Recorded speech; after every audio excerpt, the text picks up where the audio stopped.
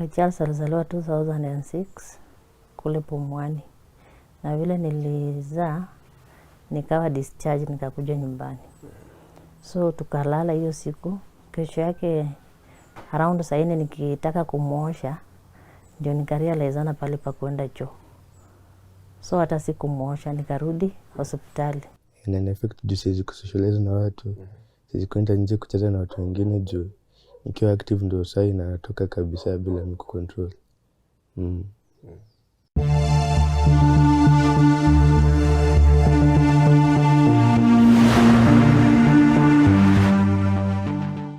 Hello good people, my name is Kingori Wangeshi and this is another episode of my story. But before we go on, kindly subscribe. And if you have subscribed, thank you very much for your support in terms of sharing, commenting, and of course, telling others about us. And you may also join our YouTube membership and or Patreon to help us tell you more of these stories. This week's episode features Charles. Imagine he's only 15 years old. He's a minor, so his story will be partly told by his mom. Now imagine urine flowing for 15 years plus. That is his condition. Imagine he uses diapers and handkerchiefs so that he can protect himself from being burnt by this flowing urine. Let's get to hear his story and perhaps or probably we can also help to rewrite his story. Welcome. Mimi naitwa Grace Omondi. Mimi ni housewife. Hapa ni veterinary Kabete. Na kwetu ni Kisumu na nimeoleka. Na niko na mtoto mgonjwa kwa sababu niliwaita. Tueleze familia yako vile inakaa. Umesema umeolewa, uko na watoto wangapi na wako classes gani? Kuna watoto watatu. Mmoja ako form 4, Charles, na mwingine ako grade 5 class 5. Yeah. Na mmoja ako form 4. Mwingine Charles ako form 2. Form 2 na grade 5. Okay. Sasa tuko hapa kwa sababu ya UP. Charles. Kwa siku ambazo daily life yako unafanya nini? Mimi hufanya vibarua ama mara mingi natupata tu hapa. Saa zingine hata hizo vibarua ziko. Ni vibarua kama gani na normally huwa unapata pesa kama ngapi? Vibarua kama kufua na maybe 300 ama 400 nategemea. Leo umekuwa kazi? Bila mliniambia mtakuja, sijatoka leo. Okay. Sasa shida ya Charles ni gani na ilianzaje? Okay, Charles alizaliwa 2006 kule Pumwani. Na vile nilizaa nikawa discharge nikakuja nyumbani. So tukalala hiyo siku. Kesho yake around saa 4 nikitaka kumuosha ndio nikarealize pale pa kwenda choo. So hata sikumuosha nikarudi hospitali hiyo Pumwani. Kufika Pumwani hawakunishughulikia. Walisema kwa sababu nilikuwa nimeshakuwa discharged hawatanishughulikia, nikatumwa Kenyatta. Ngoja kidogo. Tueleze ulipata hana pahali pa kwenda haja. Ni haja kubwa ama ni ndogo? Haja kubwa. So niliporudi Pumwani nikaambiwa atashughulikiwa. Nikatumwa Kenyatta. Tulikaa kwanza Pumwani tukaenda Kenyatta round usiku. Saa 1.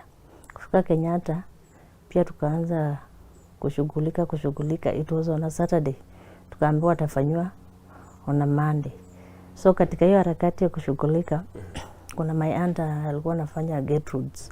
Akatuambia twende Gertrudes juu tumbo yake ilikuwa ishaanza kufura. Ndio hajaenda choo. Kaenda Gertrudes. Kufika Gertrudes akafanywa test, akapelekwa theater, akafanywa operation. Akawekwa colostomy. So after kuwekwa hiyo colostomy tukakaa. Sasa tunazungumzia kuhusu mtoto wa siku 2. Ndio alifanywa surgery akawekwa colostomy.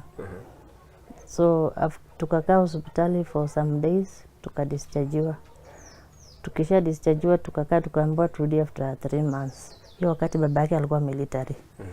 So wakati tulikuwa tunaenda Kenyatta Pumwani hakuwa amenipublish. So after hii kudischarge kutoka Gatewards ndio akakuja akaniweka kwa nini akanipublish. So kupublish aje? Ni kwa mke wake sasa.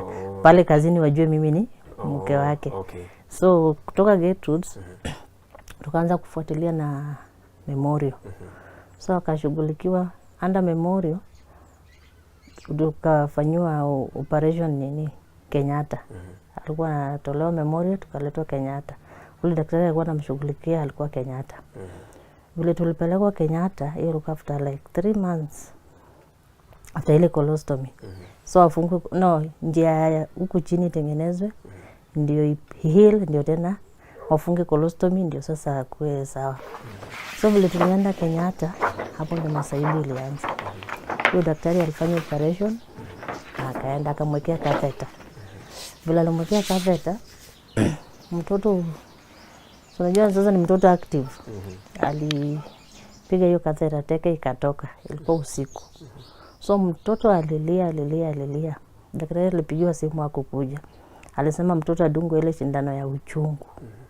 Mtoto akadungwa sindano ya uchungu. Juu I think alikuwa nasikia kususu na angeweza kunini kususu. So vile adungwa hiyo sindano ya uchungu akalala. Mimi pia nikalala. Nilikuwa nimeshachoka. So vile niamka asubuhi nikapata kitanda iko wet. Nikashangaa huyu mtoto alisusu aje na ile saidi kuna susu sio saidi ya mbele naona kama ni saidi ya nyuma. So tukakaa akakuja mchana hivi. Akasema ni sawa tu hizi rudisha mtoto kwa theater atajua what to do next. Tukarudi Memorial tukadischargewa. So vile kutoka hapo Kenyatta kurudi Memorial kudischargewa mtoto alikuwa anatoa susu mbele na nyuma. So tukadischargewa tukakuja tukakaa tena ikakaa after 6 months kaenda kafungiwa hiyo colostomy. Na sasa ameheal. Sasa huko nyuma imeheal. Akafungiwa colostomy. So vile alifungiwa colostomy tukaendelea kukaa tu anaenda choo vizuri normal colostomy imefungwa. Lakini bado susu inatoka na nyuma bado. Na nyuma na mbele. Sana kwanza ilikuwa inatoka nyuma mingi. So tukakaa babake akawacha kazi military. Alikuwa na sababu zake mwenyewe. Juu pia hiyo wakati tulipata huyo mtoto ni kama aliingiwa na stress. So tukakaa tukaanza kufuatilia na huyo daktari tu kama anaweza tusaidia tena. Tukaona kwa willing.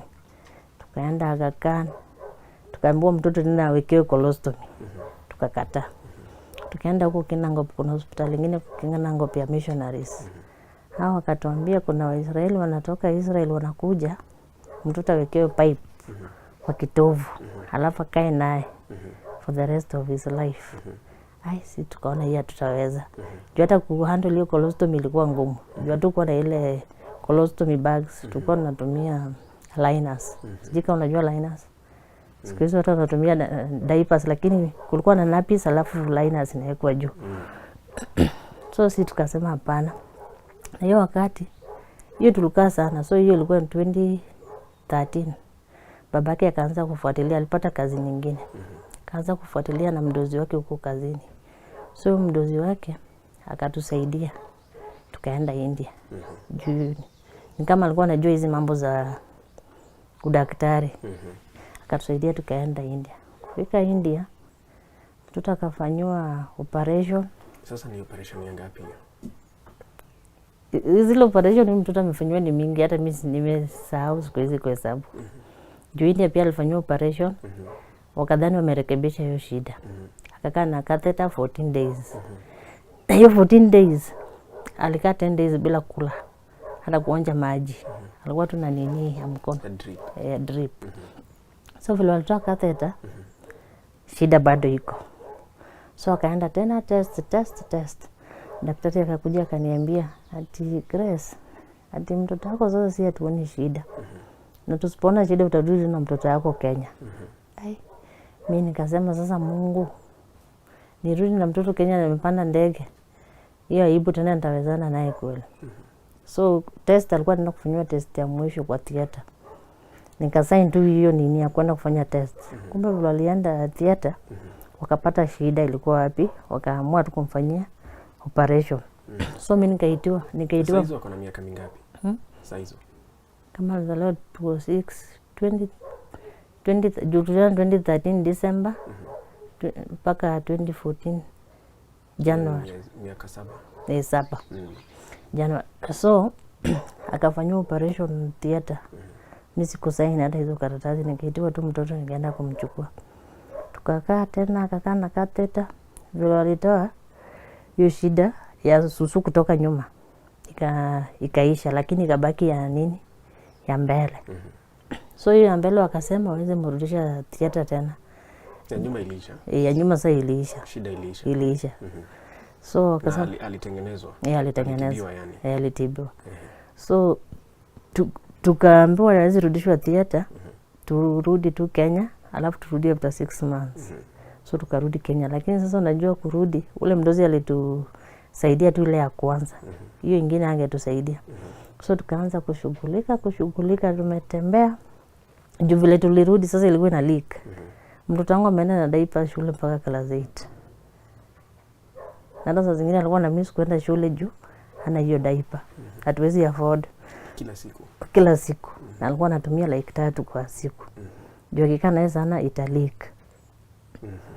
Juzi unajua akitembea akicheza ina leak tu. So tukaanza kushughulika tukajaribu kuchanga kila mahali. Last year ndio walifanya 2021 KCP. Na tulikuwa tumeshughulika, walikuwa wanataka tumpeleke India. Corona pia ikakuja. So tukasema instead ya kumpeleka India tumpeleke Kenyatta. Kwa sababu kukulazia anafanya exam na anafaa kujoin form 1. Na shule pia hii itasimama juu kuna mgonjwa pale, lazima atajoin shule. So akafanya exam. So mlikuwa mnataka mrekebishe hiyo shida kabla ingie secondary. Juu alikuwa anataka kwenda boarding. Yeye mwenyewe. So tukampeleka Kenyatta July last year. Akafanywa operation. Kwanza test mingi unaenda hii lazima mpaka upate shida. So daktari akatuambia ameona shida. Akafanywa operation last year July. Operation nyingine. Ingine tena. Ndio hiyo nini wache kuleak. So vile alifanywa operation akakaa huko like 7 days akakuwa discharge. Tukakaa nyumbani. Alafu akaenda akaripoti shule, tukarudi. Jua hili alikuwa amewekewa, kuna kitu alikuwa amewekewa inaitwa stent. Ikae for 6 weeks alafu irudi itolewe tena huko theater. Tukakaa nyumbani akaenda kuripoti. Na hiyo duration 2 months yeye alikaa nyumbani. Hakukuwa na any leakage. Shida ilikuwa imeisha. So tukampeleka shule akaripoti, tukarudi. Akakaa tukampeleka hosi, akaadmitiwa akatolewa hiyo stent. Tukampeleka shule. Akakaa shule like 2 weeks. Akatupigia simu. Ilikuwa around kama saa hizi tu 5. Ati mama, ati nataka kuja home. Kama unakuja home kwa nini? Wewe unaogopa kukaa boarding? Akaniambia hapana. Ati unajua Suzu shule iko Siaya. Iko Siaya County. Ati unajua Suzu imeanza kuleak tena. So mimi na babake tukadhani labda hajazoea boarding ni ile pressure labda ya nini. So akainsist nikamwambia hapana, wacha nikubaie diaper nikutumanishia. Nikabai diapers na longi zingine nikamtumanishia. Akanipigia simu akaniambia mama, nataka kuja nyumbani kwa sababu shule haina privacy, ni boarding school. Hakuna penye unaweza change hata hiyo diaper kuweka kwa box. Unajua maisha ya boarding mko wengi hapo. Hakuna vile anaweza change. So nika arrange na baba yake tukaenda tukamchukua. Tukamleta hospitali kwa daktari. Daktari akampea dawa for 2 weeks. Hii dawa ya 2 weeks akameza, shida ikusimama. Daktari akasema afanye ile exercise inaitwa Kegel ndio nini? Ya kunini? Anasusua akiwachilia kushika muscle. Juu alikuwa anasema sasa ni muscle. So tukasema tutakaa naye kwa nyumba. Aende shule. Arudi Siaya. Tumehustle school fees. haiwezi enda hivyo. Na shule unajua kurefundiwa school fees wa refund.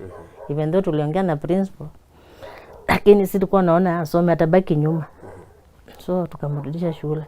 So ile kitu tulifanya, nilimbayia handkerchiefs mingi aende naye shule. So akuwa akivaa anavaa boxer 2 na hiyo handkerchiefs. So ikifika like break time anatoa na change. Ikifika lunch hivyo, jioni hivyo. Juu handkerchief pia ni rahisi kufua. Diaper kwenda kuvaa hata atavaa wapi. Wakienda toilet kuna line huko. Dorm kuna watu, haina privacy. So tuko confused, tujui sasa tena tunaanzia wapi. Kwa majina naitwa Charles. Niko na 15 years old. Naweza sema vile hii condition yangu imeni affect. Sema on daily. Inabidi ni change mara mingi. Siko free kuinteract na watu juu. Saa zingine utapata nikinuka makojo juu siku hizi sivai diaper. Juu ilikuwa ina affect skin na washwa. Urethra yangu ilikuwa tuseme kila jioni. Nasikia tu uchungu. Nikaachana na diaper. Sasa kila saa nina change. Sasa kila saa inabidi nifue kila siku. Juu manguo pia ni kidogo, sina manguo mingi. Kwa siku unatumia handkerchiefs kama ngapi? Tuseme 4 ama 3. Ukifika hapo saa 4 na change. Saa 7 na saa 10. Huwa una feel susu ikitoka? Nastukanga tu imetoka. Tuseme nikikimbia ama nikiwa active sana ndo nasikia ikitoka yenyewe. Siwezi control hata nikishikaje blood. Nasikia tu imetoka. Allow me nikuulize, inatokaga in drops form ama ni tuseme mtu kama wa kawaida akienda loose, unajua ana feel kwenda loose. Wewe unakuanga na hiyo urge? Nakuanga na hiyo urge ni vile sasa. Inatoka tu in drop form on a continuous basis. Kila saa tu.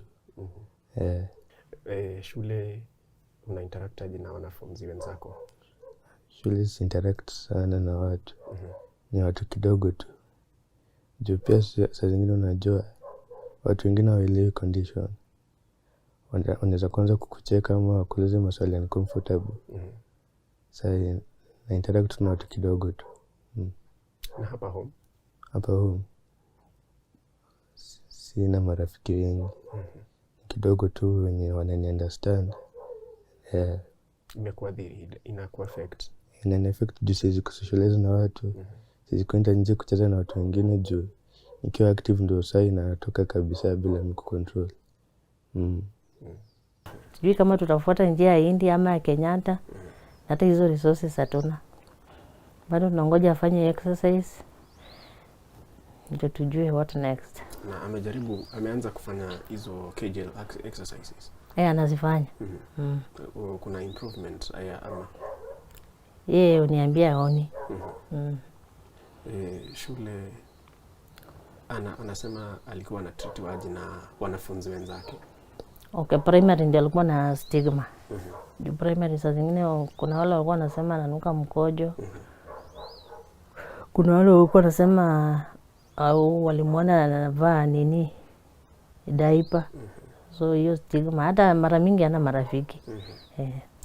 Lakini huko wako high school sidhani kama mmejua hiyo shida. Pia sasa si mtu mkubwa anajua kujichunga. So sasa umemnunulia handkerchiefs, anatumia shule kama diaper. Anafua kila siku? Anafua kila siku. So whether ikiwa hivi pia unaona ni ngumu. Saa zingine akona long legs. Maisha boarding ni ile ya kukimbia hapa kule. Umeongea na mwalimu kuhusu condition yake ndio asipewe strenuous exercises kama kucheza? Hiyo ile time alikuwa anaenda kuriport uliongea na mwalimu. Anajua. Okay. Sasa mnafikiria nini kuhusu health yake? Ni kwenda Kenyatta tena? Okay, tulikuwa tunafikiria kwenda Kenyatta.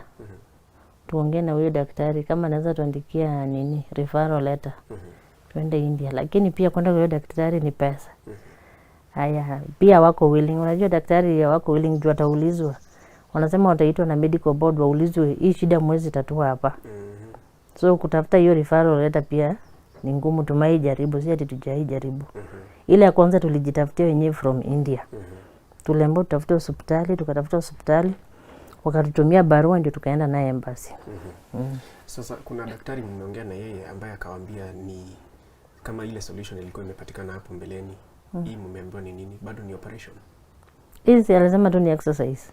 But nikiwa India, walikuwa wanatuambia wanaweza kuna nini hapa kwa ribs, karibu na ribs, heart. Kuna nini wanaweza toa. Sijui kwa anasema ni rib ama nini ya nerves. Waende wamweke. Na huku Kenya sijasikia wakiongelea hiyo. So sasa hiyo unasema imewatatiza kifedha, imewanyonya kifedha. Tuseme operation moja ina costing how much? Ina depend. Inaweza kuwa 400,000. Kama India tulitumia like 1M accommodation, hospitali, kila kitu. Na za hapa Kenya kama 400. So wewe ungetaka kwenda India? Mimi ningetaka kwenda India. Kama wanaweza toa hiyo walikuwa wanasema rib ama sijui nini karibu na heart, hawekewe. Maybe ni muscles. Ako yeye ni first born ama ni wa katikati? So umelea mmoja mbele yake na mwingine nyuma yake. Ukisikia yale mambo ambayo anapitia kama pale shule, wewe kama mzazi una feel namna gani? Na feel vibaya sana. Unajua ni mtoto mvulana. Hata imemnyima ile freedom ya kucheza, kuinteract na wenzake. Sio rahisi. Siku hizi nasoma ile kitambo nilikuwa nalia. Lakini sasa nimeachia Mungu. Hata nikilia nitasaidika aje? Sinaachia tu Mungu. Na ni mtoto very bright. Hakusoma first term na second term. But nikuonyesha report card zake. Ako very bright. KCPE alipata nini? 374. Akaitwa Siaya. He's bright. But you're sure hiyo ni tatizo inaweza tatuliwa lakini. Okay. So sasa mtu ambaye anakusikiza ni usaidizi gani ambao wewe ungeomba? Kama kuna yule mtu ananisikiza, mimi ningeomba kama tunaweza tusaidika tuende India. Hawapone, hata kama tukirudi akipona, ni rahisi hata kutafuta school fees. Hizi mambo kidogo kidogo juu babake pia kazi iliisha. So ni one day at a time. Vile inakuja tu ni vile tunasonga. Lakini akipona, unajua mtoto akipona hamna hizo stress mingi. Lakini akiwa kwa nyumba hata mwenyewe saa zingine anakuuliza, "Mama, ungeongea na daktari?" Sasa hiyo wamekuwa half term. Tulikuwa supposed kwenda kuona hiyo daktari but huwezi enda juu hiyo consultation fee hatuna. So itabidi amerudi shule hivyo. So hiyo ni kitu ina strain nyinyi kama familia. Na mmetumia pesa maybe savings zenu kama kwenda India. Kwenda India, diaper kila siku, class kuanzia baby mpaka class 6 unaona ni pesa. Throughout diaper kila siku. Diaper tu. Sasa hivi vile wako nyumbani sasa hivi anatumia diaper. Anatumia diaper. So ana change tu kila saa. Sasa anatumia handkerchiefs. Handkerchiefs na hizo nini? Underwears. Okay. Alisema amechoka na hizo vitu. Anasema mama, mimi nimechoka na hizo vitu. Hataki hizo vitu. All will be well. We hope all will be well. Then from day one imekuwa tu ni struggle. Pole. Unaweza kumbuka mmeona madaktari kama wangapi? Wengi. Tumeona madaktari ya Khan, Kenyatta, Gertrudes. So unajua unaenda kwa huyu, kuna ule atakwambia anakorifaa kwa huyu. Ni wengi. Specifically mnaona wanaitwa urologist ama? Urologist. Okay. Kwa hivyo kama kuna urologist anaona anangetaka kumwangalia. Atuambie hiyo shida ya susukulika. Alipona for 2 months. Na tena shida ikaanza. So ni nini? Okay. Namba yako ya simu ni gani? 0700 24 9693. Irudie tafadhali na useme jina lako. Naitwa Grace Omondi. Namba yangu ya simu ni 0700 24 9693. Okay. Sasa mama, nikuulize kama hiyo shida haingekuwa, of course imewa strain kifedha, maisha yenu unaona kama yangekuwa namna gani? Tungekuwa mbali sana. Sana. Tungekuwa hapa. Chukua na mgonjwa unalea kwa nyumba. Kwanza hiyo wakati alikuwa na colostomy, alikuwa supposed kuwa na special diet. Hiyo pia ilikuwa changamoto kiasi. Ungeachia mtu, mtoto wangu sijaiachia mtu. Kama siko na yeye ni baba yake, sister yangu ama sister in law. Sijaiachia mtu. Juu unajua utaachia mtu haelewi shida ya mtoto yako. So ni sisi wanne. Usiponipata na yeye utampata na baba yake ama sister yangu ama sister in law yangu. Kama saizi babake yuko wapi? Alitoka kidogo. Alikuwa hapa lakini alitoka. Okay. Lakini ilifungwa hiyo ya colostomy? Ilifungwa. Okay. So hiyo shida ya nyuma ilitatuliwa. Sasa Susu ndio iko na shida. Okay. Pole, but all will be well. Asante. Which is your favorite subject? Napenda history. Unapenda history? Yeah. Okay. Unapenda masomo? Like ungetaka kukaa shule like watu wengine? Ningependa kukaa shule kabisa. Hadi nilisikia vibaya vile nimissed first term. Juu watu wengine wana progress, mimi niko home tu nang'ang'ana kusoma vitabu nimepata na marafiki wengine. Ebu tueleze ama vile hiyo jani imekuwa wewe na your parents, umeona vile mumetembea na wao. Unaona tumepitia mingi.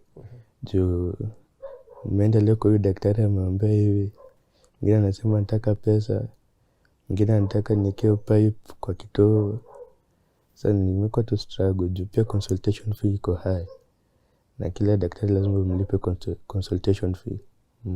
Okay. Lakini we are hopeful that itarekebishwa. We are very hopeful. So mtu ambaye angetaka kukusaidia, ungeomba usaidizi gani wewe? Of course ni ya kutibiwa. Because hatuwezi sema ati ni ya handkerchiefs ama diaper. Mimi ningeomba mtu yoyote mwenye nasikia kama anaweza kunisaidia nini possible nipone, ningeshukuru sana juu nimekuwa long journey na nimechoka pia mimi. Pole. Nimechoka. And all will be well. Thank you. Now guys, and I'm talking to guys now mostly. You are a man, I am a man. Imagine that your urine, you cannot control your bladder, so your urine just flows. You know what that can do to yourself, or that what it can do to myself. And I pray that we can come through for Charles so that we can change his story. Being a man in this condition can be so impactful into our lives, the decisions that we make and the interactions we have. And he's only 15 years. And that is why we could not show his face. But that is a struggle that he is going through. I pray that we will come through. A brother, a sister, let's stand with Charles. My name is Kinori Wangeshi. This has been Charles and his family's story.